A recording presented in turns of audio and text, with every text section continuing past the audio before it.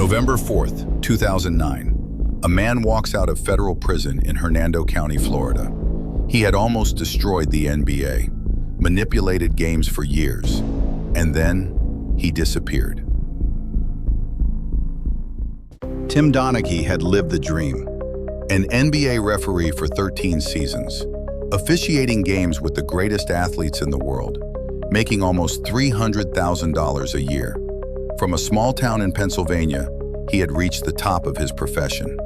The bright lights, the roar of the crowd, everything he had ever wanted. But behind the whistle, Donaghy was living a double life. Between 2003 and 2007, he made bets on NBA games, including games he was officiating. He wasn't just predicting outcomes. According to investigators, he was influencing them. His win rate was impossible, 75%. The FBI confirmed it. This wasn't luck. Donaghy didn't work alone. Tommy Martino, his childhood friend, Jimmy Batista, a professional gambler known as the Sheep, and behind them, whispers of organized crime. The Gambino family. What started with golf bets at country clubs spiraled into something bigger, much bigger. A conspiracy that moved betting lines across the country, that shook the foundations of American basketball. On July 20th, 2007, the story broke. The FBI was investigating an NBA referee for gambling. Media storm, crisis, the biggest scandal in American sports history. By August 15th, 2007, Donaghy stood in a federal court in Brooklyn. He pleaded guilty to 2 felony charges: conspiracy to commit wire fraud, transmitting wagering information across state lines. On July 29th, 2008, Judge Carol Bagley Amon delivered her verdict. 15 months in federal prison, 3 years of supervised release. Donaghy admitted he had brought shame on myself, my family, and the profession. The judge noted she held him more culpable than his co-conspirators. Without Mr. Donaghy, she said, there was no scheme. He served 11 months, released to a halfway house in Tampa, then back to prison briefly for violating probation. Finally, on November 4th, 2009, he walked free. And then, nothing. In the years after his release, Tim Donaghy became a ghost. No public appearances, no major interviews for years, no digital footprint. For a man who once courted the spotlight, who thrived in front of 20,000 fans, the silence was deafening. Where did he go? What was he doing? And what secrets was he slow keeping? In 2010, Donaghy attempted to tell his story, a memoir titled Blowing the Whistle: The Culture of Fraud in the NBA, published by Triumph Books and Random House. The book promised explosive revelations about the league, about other referees, about games he claimed were fixed by the NBA itself. But then, suddenly, the book was canceled, pulled before release, silenced. What Donaghy didn't mention publicly was that many of his claims had already been debunked. Researchers with access to his betting records found inconsistencies. FBI agents dismissed his allegations of mob threats. Philip Scala, the FBI supervisor who led the investigation, scoffed at Donaghy's version of events. If organized crime wanted to hurt Donaghy, Scala said, he wouldn't be around today. The truth, it seemed, was more complicated than Donaghy wanted to admit. In Sarasota, Florida, Kim Donaghy tried to rebuild her life.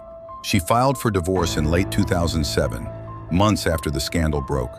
4 daughters to raise alone. In her unpublished memoir, The Ref's Wife, she described years of loneliness and fear. Finding wads of $100 bills in his pockets, rolled tight with rubber bands, the diameter of an orange. Tim was very, very secretive, she wrote. He was always locked in a room, on the phone. The investigation revealed the depth of Donaghy's operation. It began in December 2003, started small, 2 or 3 games that first month, testing the waters. But by the next season, the volume exploded. Between 30 and 40 wagers per season, for 4 consecutive seasons. Cash rolled in so fast, Donaghy later admitted he didn't know where to hide it all. His wife couldn't start asking questions. By early 2007, the operation was unraveling. Betting lines were moving violently. The secret was spreading through the gambling underworld. Followers following followers. Jimmy Batista, the sheep, had bet too aggressively, too publicly. What had been quiet was now deafening. In May 2007, a grand jury was convened. On May 30th, Tommy Martino testified. Hours later, he called Donaghy. Donaghy was standing on the first tee at his golf club in Sarasota, driver in his hands, when he took the call from Martino. His body turned numb. He thought he was having a heart attack. In his memoir, he wrote, "The only concern I had was saving my own selfish, sorry ass." By June 15th, he was sitting in the U.S. Attorney's office in Brooklyn, naming names, making statements, cooperating. The scandal sent shockwaves through the NBA. Commissioner David Stern called it the most serious situation and worst situation that I have ever experienced. On July 24, 2007, he held a press conference. Facing questions about the integrity of the league, Stern insisted it was an isolated incident. One referee, one bad actor, but questions lingered. How could one referee manipulate games for years without anyone noticing? How many games were compromised, and who else knew? In prison, Donaghy's past caught up with him. In December 2009, weeks before his scheduled release, another inmate attacked him. The assault was brutal. Donaghy suffered serious injuries. The media reported it as random violence, but many wondered, was it a message? A reminder of debts unpaid? Of secrets that should stay buried? Donaghy never spoke publicly about what happened that day. Tommy Martino and Jimmy Batista also faced justice. Both pleaded guilty. Martino received 1 year and 1 day in federal prison. Batista received 15 months. Their cooperation was crucial to the prosecution. But their testimonies also revealed how deep the conspiracy ran. How many people knew? How much money moved? By the time sentences were served, millions of dollars had changed hands. The full amount was never recovered. For over a decade, Tim Donaghy remained in the shadows. Occasional whispers, rumors of consulting work, a podcast called Whistleblower, launched in 2020, where he analyzed NBA referee decisions, but nothing substantial, nothing that explained where he had been or what he was doing. Then, in August 2022, everything changed. Netflix released Untold, Operation Flagrant Foul, and Tim Donaghy was back. In the documentary, Donaghy spoke on camera for the first time in years, defending his actions, blaming the culture of the NBA, claiming other referees did worse. He maintained he never fixed games, only predicted outcomes based on insider knowledge, referee tendencies, personal biases.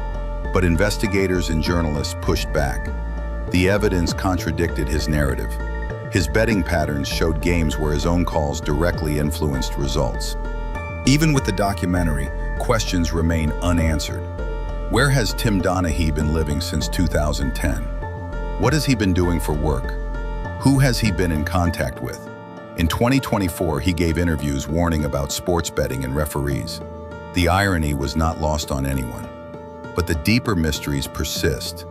Did he tell the FBI everything? Were there other games, other referees, other conspirators who were never caught? Tim Donaghy changed basketball forever. He exposed vulnerabilities in the system, forced the NBA to reform referee oversight, made sports betting and integrity a national conversation. But he also vanished when it mattered most, disappeared into silence for over a decade. And when he finally emerged, his story still didn't add up. Today, Tim Donaghy lives somewhere in America, away from the spotlight he once craved, carrying secrets he may never reveal. The referee who almost destroyed the NBA, the man who vanished, and the mystery that remains unsolved.